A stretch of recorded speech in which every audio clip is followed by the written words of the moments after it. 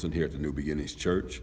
We would like to welcome you all on this morning, and we would like for you to fill out one of our cards to let us know how you enjoyed the service on today. We will be sending you a letter and probably a phone call just thanking you and inviting you to come back and see us again. If you have any questions or anything like that, just feel free to give us a call. And we thank you for visiting again once more. Thank you. So Michael, what are you doing here at the church today?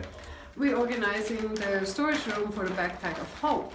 And what's the Backpack for Hope? What is that for? It's for foster children that's coming out of foster care. They come with nothing or barely anything, so we supply a backpack with all their needs that we can give. And if somebody in the church is interested in doing that, who would they see or how do they get involved with that? Shirley and I. Shelly and you? Mm-hmm. Okay, well thank you. What's all of this that's going on here? These are donations that we recently picked up from an area business in Avon. Indie Ink and Toner in Avon put out a box for us for Packed with Hope, and we began to collect donations for our foster kids. And through them, we were able to pick up some personal hygiene items for kids of all ages, everything from shampoo for babies to shaving kits for young men. We also have backpacks that have been donated, which is huge. But what we really need right now, I think our greatest need right now is we need some diaper bags. We are really short on diaper bags for the babies coming into the system.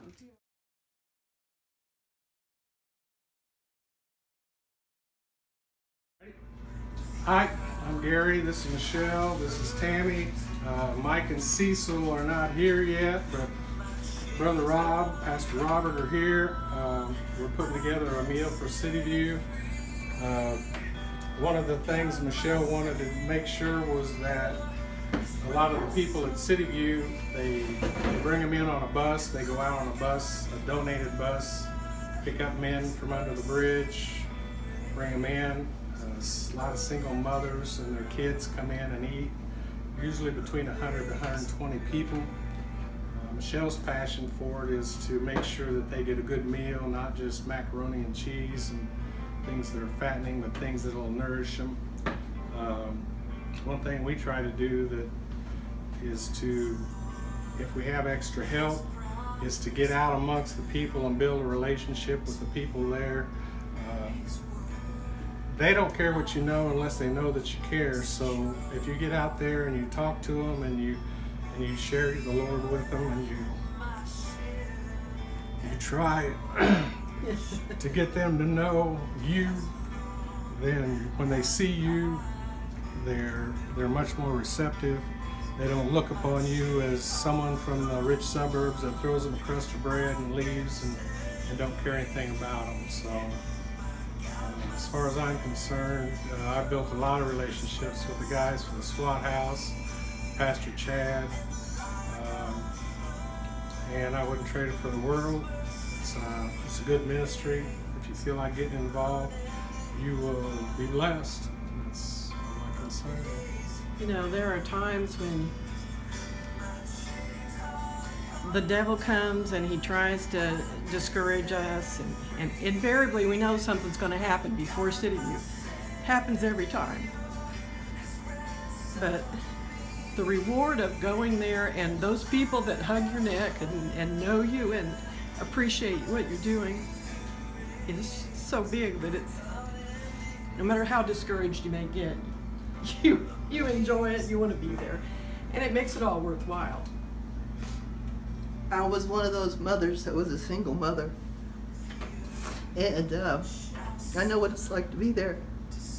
I raised 3 kids without welfare and help from the government, working 2 jobs, and it's important to receive the love.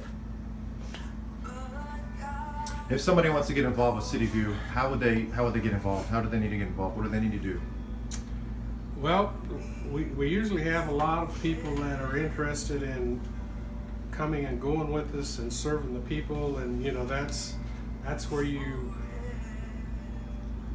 I mean that's the most rewarding part, but there's a lot of things that go on in the preparation, the buying of the food, the prepping, also the cleaning when you come home. That's where we need the most help. And if people can't physically come and help, it'd be great if they just put a donation in the offering, because this Market City View. Market City View, because I know Pastor Brian's passionate to keep doing it, and that would help a lot if people felt so moved. And actually, the Lord, you know, we usually pray before we go that the Lord would bless the food, the people that put it together, and that it would meet the need of everybody was there. The crowds vary in different sizes, but I don't think we've ever had a time to where somebody didn't get something. And so I think the Lord multiplies what we make, so Amen. everybody gets a little Yes, something. it is. And if there are meals we make that someone that feels they can take one of these roasters home with them and make a dish, whether it's just green beans or corn or whatever, and then bring it to church and drop it off, that would help a lot. We can just throw it in the van and get it up there, and that would help a lot. But it's amazing how I've been kind of keeping a count on what we spend. We're averaging about plus or minus a few bucks of $200 every month we go. And if you feed 100 to 120 people for $200, do the math. A good meal and fellowship and love you show them for $2.